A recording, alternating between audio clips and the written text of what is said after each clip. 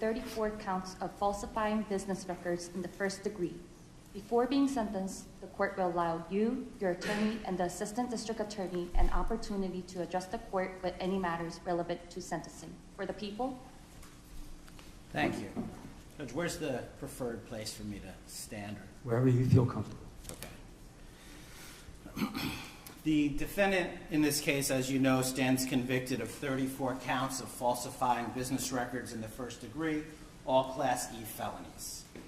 Each carries a range of authorized sentencing options for as much as 1 1/3 to 4 years in state prison to a variety of non-incarceratory sentences. In this court's January 3rd decision on the defendant's Clayton motion, Your Honor indicated an inclination to impose an unconditional discharge. Under all the circumstances of this case, its unique posture and the defendant's status as president-elect, the people recommend a sentence of an unconditional discharge. In finding the defendant guilty in this case, the jury necessarily found unanimously that the defendant falsified 34 separate entries in his business records with the intent to defraud, which included an intent to commit or conceal a conspiracy to promote his own election by unlawful means. Having presided over the trial, Your Honor is very familiar with the conduct, its seriousness, and the overwhelming evidence to support the jury's verdict. I'm certainly not going to rehash that now. In last week's decision on January 3rd, this court referred to the gravamen of the defendant's conduct, his criminal conduct in this case, as constituting, quote, premeditated and continuous deception. The verdict was delivered by a jury that was carefully chosen using an extensive questionnaire based on suggestions from both parties and after thorough questioning of the prospective jurors by both sides. The verdict in this case was unanimous and decisive, and it must be respected. As this court has observed, quote, the sanctity of a jury verdict and the deference that must be accorded to it is a bedrock principle in our nation's jurisprudence. The defendant's conduct before, during, and after this trial also merits consideration. Instead of preserving, protecting, and defending our constitutionally established system of criminal justice, the defendant, the once and future President of the United States, has engaged in a coordinated campaign to undermine its legitimacy. Far from expressing any kind of remorse for his criminal conduct, the defendant has purposefully bred disdain for our judicial institutions and the rule of law. And he's done this to serve his own ends and to encourage others to reject the jury verdict that he finds so distasteful. He has characterized these proceedings as corrupt, rigged, a witch hunt, or a sham too many times to tabulate. The defendant's rhetoric has only ratcheted up since this court's rulings on his motions to dismiss. He has been unrelenting in his unsubstantiated attacks upon this court and its family, individual prosecutors and their families, the witnesses, the grand jury, the trial jury, and the justice system as a whole. The defendant has not only been held in contempt by other jurists in other matters, but this court alone found the defendant in contempt for 10 distinct violations of the order restricting extrajudicial speech. In his legal filings, the defendant has used dangerous rhetoric in leveling accusations of intentionally unlawful and unconstitutional conduct on the part of this court and the prosecution. As this court has noted, the defendant's conduct, quote, constitutes a direct attack on the rule of law itself. Moreover, the defendant has publicly threatened to retaliate against the prosecutors who have sought to hold him accountable in this and other matters, and the courts who have endeavored to fairly and faithfully adjudicate these matters. Such threats are designed to have a chilling effect, to intimidate those who have the responsibility to enforce our laws in the hopes that they will ignore the defendant's transgressions because they fear that he is simply too powerful to be subjected to the same rule of law as the rest of us. In his 2024 end-of-year report, United States Supreme Court Chief Justice Roberts warned of the dangers of such conduct. Quote, "Public officials, too, regrettably, have engaged in recent attempts to intimidate judges. For example, suggesting political bias in the judge's adverse rulings without credible basis for such allegations," end quote. Chief Justice Roberts continued, quote, "Attempts to intimidate judges for their rulings are inappropriate and should be vigorously opposed. Public officials certainly have a right to criticize the work of the judiciary, but they should be mindful that intemperance in their statements when it comes to judges may prompt dangerous reactions by others." Chief Justice Roberts also spoke of the dangers of disinformation, which are, quote, "magnified by social media, which provides a ready channel to instantly spread rumor and false information." Put simply, this defendant has caused enduring damage to public perception of the criminal justice system and has placed officers of the court in harm's way. In the probation report, which we just received this morning, the author, having interviewed the defendant, noted that the defendant sees himself as above the law and won't accept responsibility for his actions. And that's certainly consistent with everything else that we've seen. Now, in a typical case, both the offense conduct and these other exacerbating factors would impact the appropriate sentence. But in this case, we must be respectful of the office of the presidency and mindful of the fact that the defendant will be inaugurated as president in 10 days. Any undischarged portion of the sentence has the potential to interfere with the defendant's performance of the duties of his office. As a practical matter, the most sensible sentence prior to his inauguration is an unconditional discharge.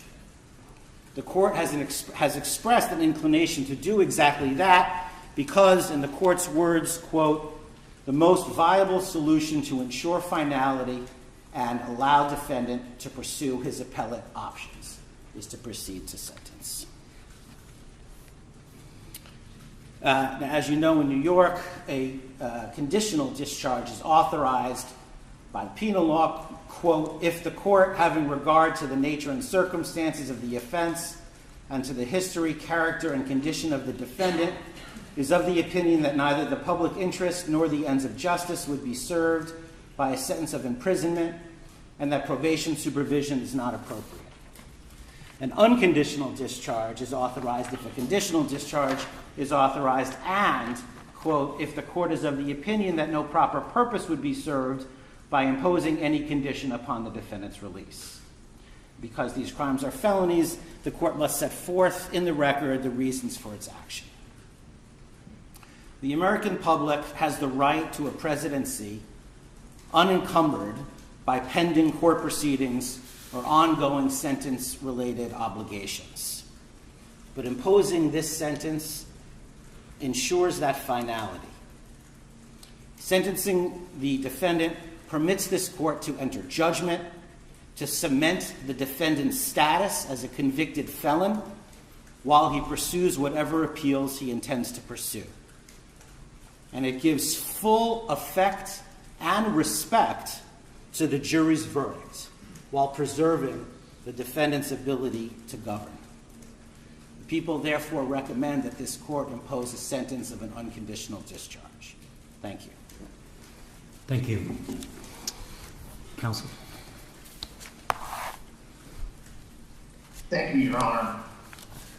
I very, very much disagree with much of what the government just said about this case, about the legitimacy of what happened in this courtroom during the trial, and about President Trump's conduct fighting this case from before it was indicted to while it was indicted through the jury's verdict, and even to this day. What the government just said presupposes something that we disagree with very much, which was that this was an appropriate case to be brought. It was not. This case, without a doubt, knowing everything we know about the timing of the investigation, the fact that multiple prosecutors looked at the fact of this case, including prosecutors within the district attorney's office in New York County, and made a decision not to bring charges.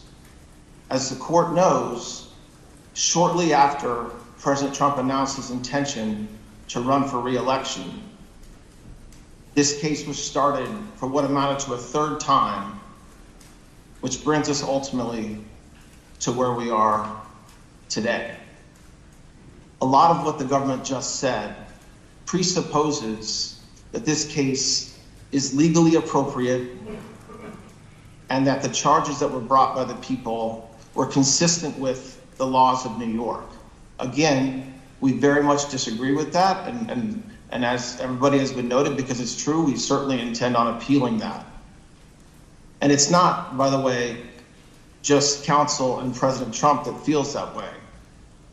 There's many, many, many legal experts that share the same views that I just said, which is that legally this case should not have been brought, both based on the facts that were established at trial and also on the legal basis for which they were brought. But it's also not just the legal experts, not just counsel, and not just President Trump, but the majority of the American people also agree that this case should not have been brought.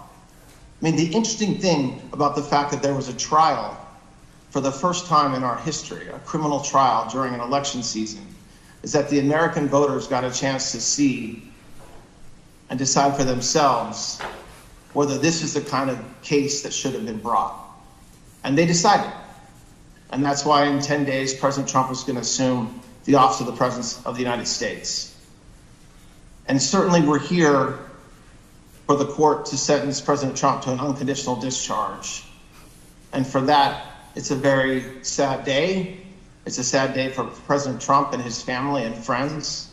But it's also, in counsel's view, a sad day for this country, because this was a case, without a doubt, that was brought by a district attorney who promised that he would go after President Trump if elected, and felt like he had to go through with that promise. And so that's sad. And I hope, and I know that President Trump shares this view, that this will never happen again in this country. And so we certainly understand where we are today. We very much intend on pursuing an appeal of this verdict and what happened during this investigation. And we certainly believe that the only appropriate sentence, if one's to be imposed at all, which we very much believe it shouldn't be, and that the case should be dismissed, is a sentence of an unconditional discharge. Thank you. Thank you. Would your client like to be heard? Yes, thank you, Your Honor. This has been a very terrible experience. I think it's been a tremendous setback for New York and the New York court system. This was a case that Alvin Bragg did not want to bring. He thought it was, from what I read and from what I hear, inappropriately handled before he got there. A gentleman from a law firm came in and acted as a district attorney, and that gentleman, from what I heard, was a criminal or almost criminal in what he did. It was very inappropriate. It was somebody involved with my political opponent. Part of the records that we're talking about, they're saying, I just noticed where he said I was falsifying business records. Well, the falsification of business records, as they say, it was calling a legal expense in the books where everybody could see them, a legal expense. In other words, that legal fees or legal expense were put down as legal expense by accountants. They weren't put down by me, they were put down by accountants. I didn't call them construction concrete work. I didn't call them electrical work. I didn't call them any. They called a legal fee or a legal expense, and for this, I got indicted. It's incredible, actually. Now, if you look, my attorney alluded to it, the top legal scholars and legal pundits in this country, the ones that are quoted all the time on television, that are making their views felt and highly respected people, have said, everyone, virtually everyone that I know of, I haven't seen any to the contrary, not one. And none of these people are not exactly friends of mine, to put it mildly. But they all said this is a case that should have never been brought. It's an injustice of justice. Very respected Jonathan Turley, Andy McCarthy, Judge David Rifkin, a wonderful man who just passed away, by the way, Greg Jarrett, Ellie Honig from CNN, of all places. CNN said that, Paul Ingratian, Alan Dershowitz, they all said this is not a case that should be brought. It's not, think about it, legal expenses are down as legal expenses, and I get indicted for business records. Everybody should be so accurate. It's been a political witch hunt. It was done to damage my reputation so that I'd lose the election, and obviously that didn't work. And the people of our country got to see this firsthand because they watched the case in your courtroom. They got to see this firsthand, and then they voted, and I won and got the largest number of votes by far of any Republican candidate in history, and won, as you know, all 7 swing states, won conclusively all 7 swing states, and won the popular vote by millions and millions of votes. And they've been watching your trial, so they understood it.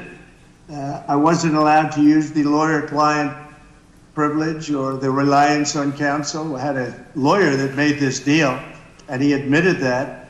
And he was also a totally discredited person. We weren't allowed to use the information from the Southern District that totally discredited him. It wasn't allowed to be put in. And that was terrible, unbelievable. And this is a man who's got no standing. He's been disbarred on other matters, unrelated. And he was allowed to talk as though he were George Washington. But he's not George Washington. He shouldn't have been allowed. The Southern District did a book of approximately 28 pages where I've never seen anything like it. They excoriated him. You wouldn't let it be put into evidence. So he was able to testify as a witness, and I think it's a disgrace to the system. I was under a gag order. I'm the first president in history that was under a gag order where I couldn't talk about aspects of the case that are very important. I guess I'm still under, so probably I won't do it now. I assume I'm still under a gag order. But the fact is that I'm totally innocent. I did nothing wrong. They talked about business records, and the business records were extremely accurately counted. I had nothing to do with them. That was done by an accountant or a bookkeeper who I think gave very credible testimony and was corroborated by everybody that was asked. And with all that's happening in our country today, with a city that's burning to the ground, one of our largest, most important cities burning to the ground, with wars that are uncontrollably going on, with all of the problems of inflation and attacks on countries and all of the horrible things that are going on, I got indicted over calling a legal expense a legal expense. It was called a legal expense. I just want to say I think it's an embarrassment to New York, and New York has a lot of problems, but this is a great embarrassment. I believe that this and other cases that were brought, as you know, the DOJ is very much involved in this case. It's because that's the political opponent they're talking about. The DOJ is very involved. You have a gentleman sitting right there from the DOJ who was from the DOJ's office. He was also involved with the New York State Attorney General's case. And he went from there to here. He went around and did what he had to do. He got them to move on me. But in the meantime, I won the election in a massive landslide. And the people of this country understand what's gone on. This has been a weaponization of government. They call it lawfare. Never happened to any extent like this, but never happened in our country before. And I'd just like to explain that I was treated very, very unfairly. And I thank you very much. Thank you, Mr. Trump. Mr. Trump, you appear before this court today to conclude this criminal proceeding by the imposition of sentence. Although I have taken the unusual step of informing you in advance of my inclinations, before imposing sentence, I believe it is important for you, as well as those observing these proceedings, to understand my reasoning for the sentence I am about to impose. The imposition of sentence is one of the most difficult and significant decisions that any criminal court judge is called upon to make. Our legislature sets the parameters for an authorized sentence, but it is a judge that must decide what constitutes a just conclusion to a verdict of guilty. A court is vested with broad discretion in determining what sources or evidence it may consider to arrive at an appropriate sentence. In doing so, the court must consider the facts of the case along with any aggravating or mitigating circumstances. In my time on the bench, I've been called upon to grapple with this weighty responsibility for countless defendants who have been found guilty after trial for an assortment of offenses, ranging from nonviolent Class E felonies to the most heinous of crimes, including homicides, sex trafficking, and child sexual abuse.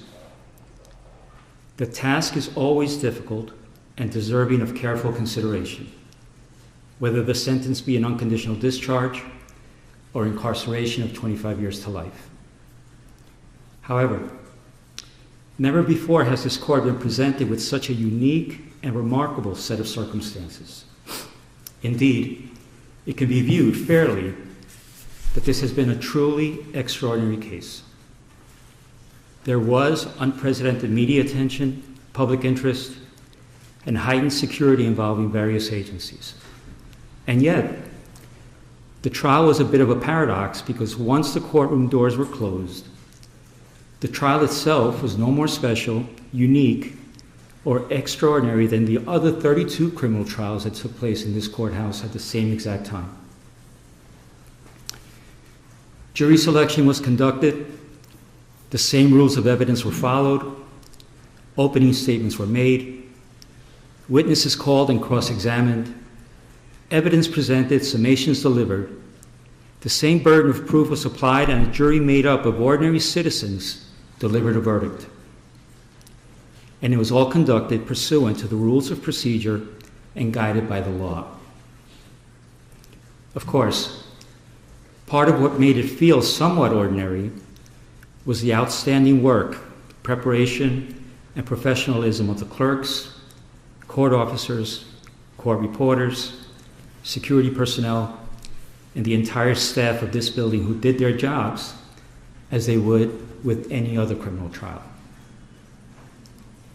So while one can argue that the trial itself was in many respects somewhat ordinary, the same cannot be said about the circumstances surrounding this sentencing. And that is because of the office you once occupied and which you will soon occupy again.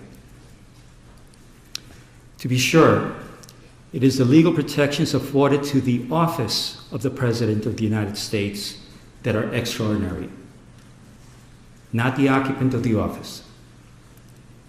The legal protections, especially within the context of a criminal prosecution, afforded to the office of the President have been laid out by our founders, the Constitution, and most recently interpreted by the United States Supreme Court in the matter of Trump versus the United States, which was decided on July 1st, 2024.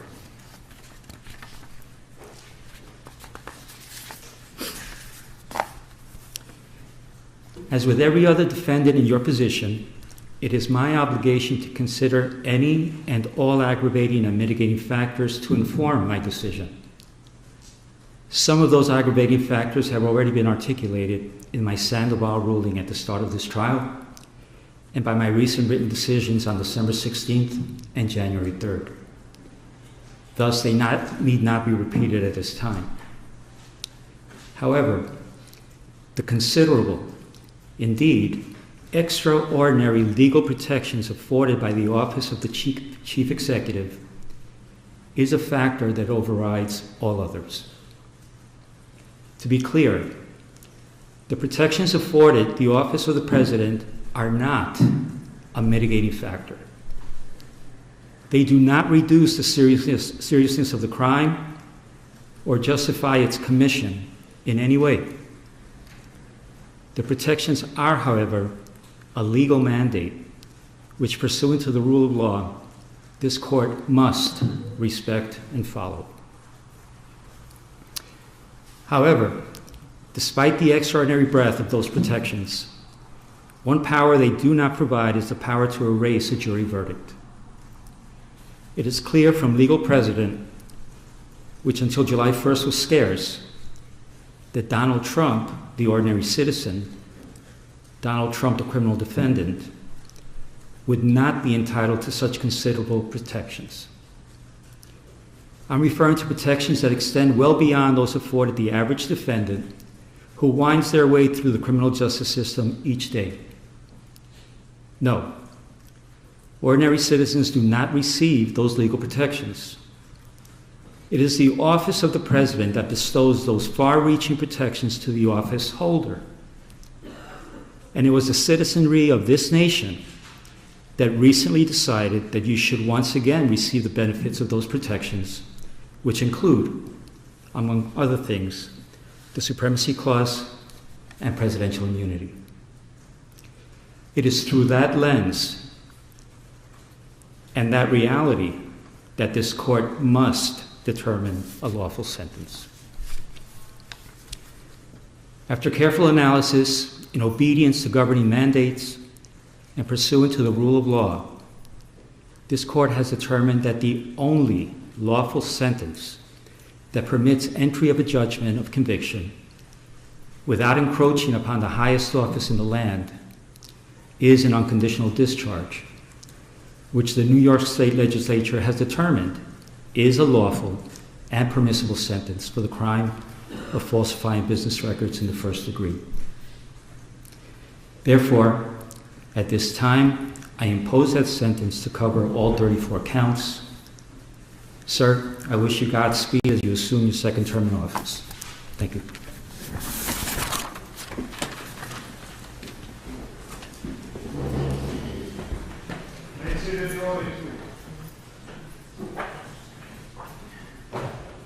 Have you given your client his written notice of right to appeal? We will. Thank you.